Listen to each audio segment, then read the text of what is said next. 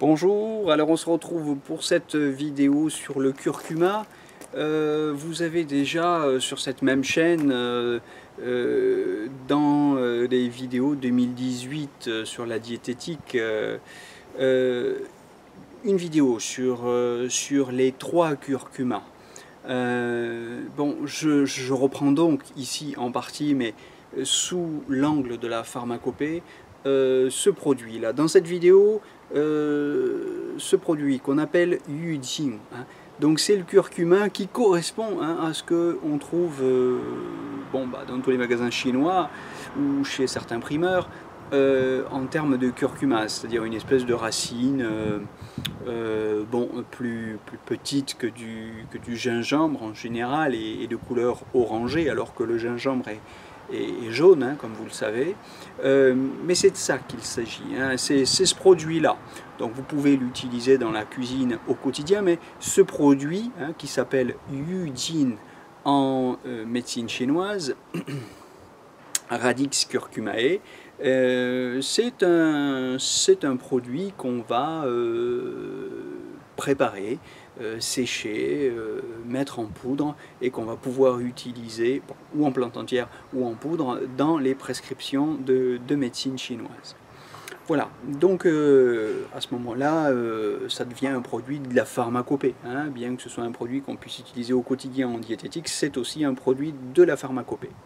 Alors on le trouve donc dans les manuels de pharmacopée chinoise sous le terme Yujin, hein, je vous mets sous la vidéo les termes comme d'habitude en pinyin. On va parler des combinaisons, vous aurez les termes en pinyin pour pouvoir les retrouver plus facilement dans vos manuels ou dans vos recherches sur internet.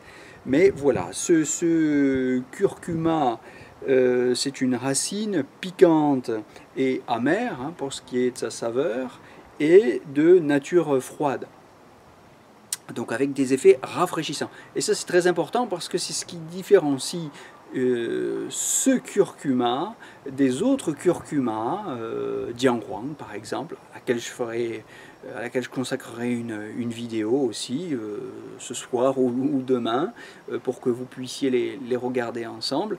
Jianhuang par exemple est tiède, hein. Donc l'originalité de ce curcuma sous forme de Radix curcumae, c'est qu'elle est de nature fraîche.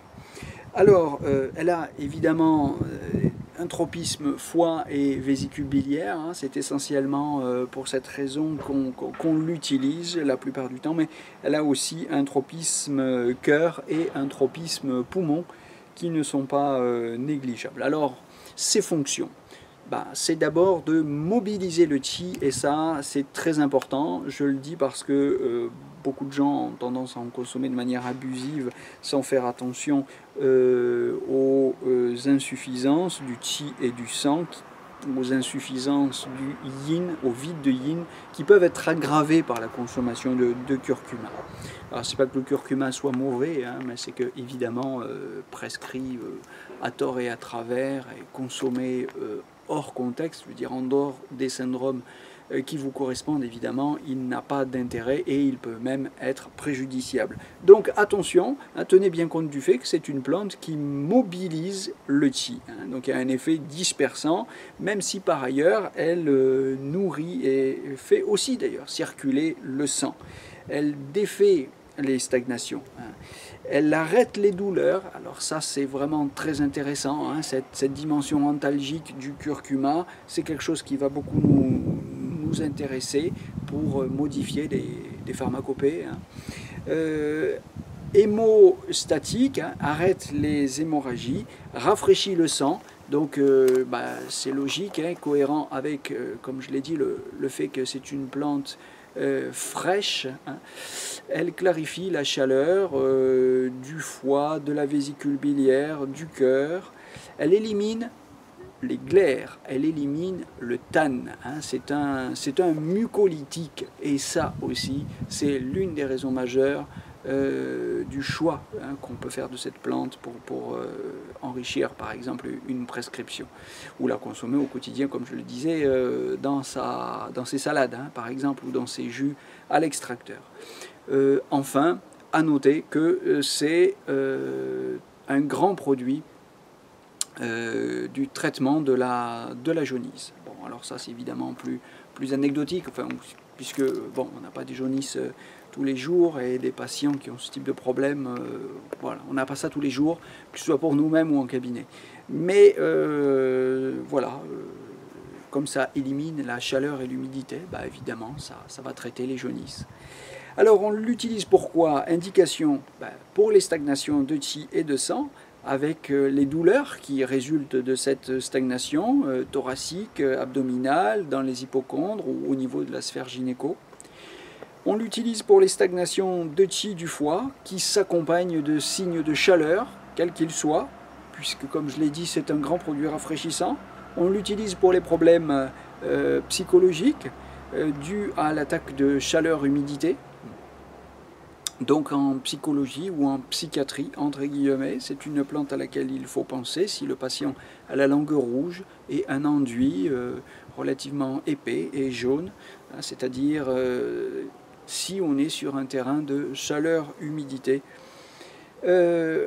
Rétention de tanne chaleur, troublant les orifices du cœur avec frayeur, état dépressif, troubles psychologiques, voilà, c'est inscrit comme ça. Donc là, vous voyez qu'on est sur une orientation psychologique ou psychiatrique de ce produit, très intéressant pour tous ceux qui sortent par exemple de syndrome d'addiction, qui veulent se libérer de l'alcool ou de certaines drogues qui ont évidemment des effets psychologiques, mais aussi dans le corps des effets échauffants et qui vont favoriser l'accumulation d'humidité et de tanne, parce que le curcuma va permettre d'éliminer cette chaleur-humidité.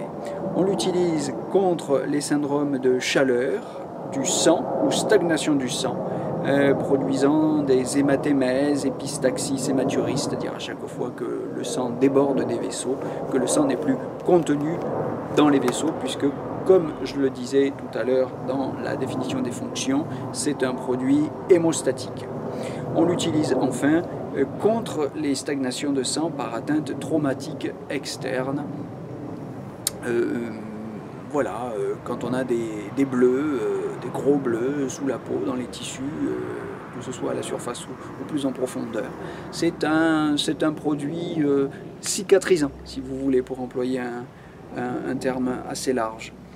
Alors on va combiner ce curcuma avec 4 ou 5 autres produits. Disons qu'il y a 4 ou 5 grandes combinaisons que vous pouvez essayer de mémoriser. Je mets les noms des plantes en pinyin dans le descriptif, sous la vidéo, encore une fois.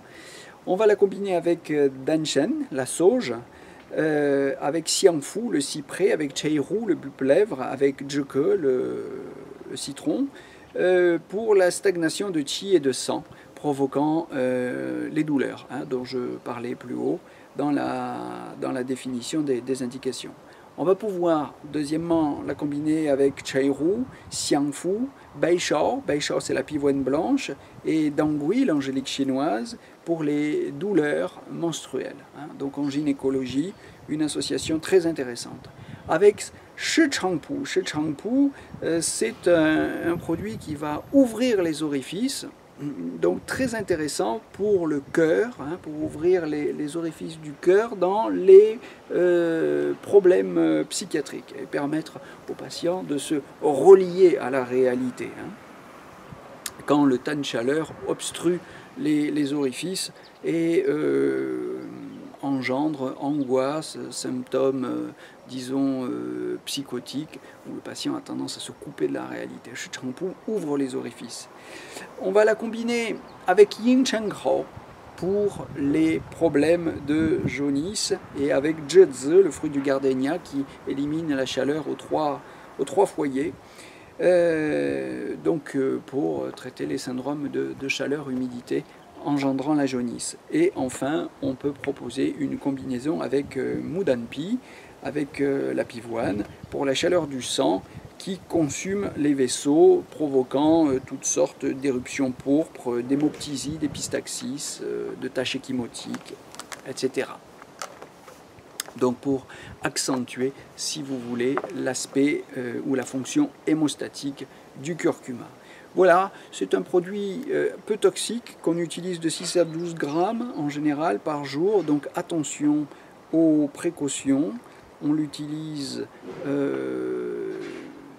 on l'utilise pas plutôt dans les syndromes de vide de yin, quand il y a aussi, quand il n'y a pas de stagnation de qi et de sang.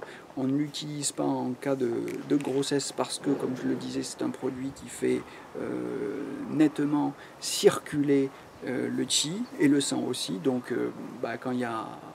quand on est enceinte, évidemment, il ne faut pas faire circuler le fœtus, hein, sinon il y a risque d'avortement. Donc c'est un produit fortement avortif, hein, mais tout de même, voilà, il faut se méfier et l'éviter dans cette situation-là. Les recherches cliniques ont montré que c'était un stimulant intestinal, un antifongique, antibactérien, cholagogue et analgésique. On le trouve, ce curcuma, dans les formules de référence Baijingwan et Cangbu Yujintang. Voilà, alors attention, une dernière précaution, on fait attention de ne jamais consommer en même temps Jingxiang, c'est-à-dire le clou de girofle, avec le curcuma. Bon, il faudrait y penser, hein, vous me direz, pas tous les jours qu'on trouve des recettes dans lesquelles on voit ces deux produits combinés. Il se trouve qu'il y a là une incompatibilité, hein, repérée par la longue tradition des médecins chinois. Donc attention de ne pas utiliser ces deux produits-là. Et puis, si vous êtes étudiant en médecine chinoise et que vous préparez des examens théoriques en médecine chinoise, attendez-vous à rencontrer cette incompatibilité dans les questionnaires de vos examens.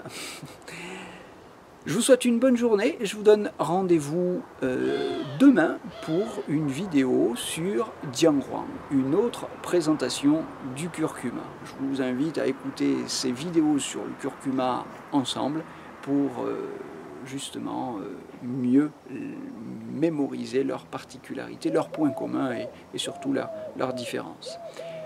À bientôt, bonne soirée.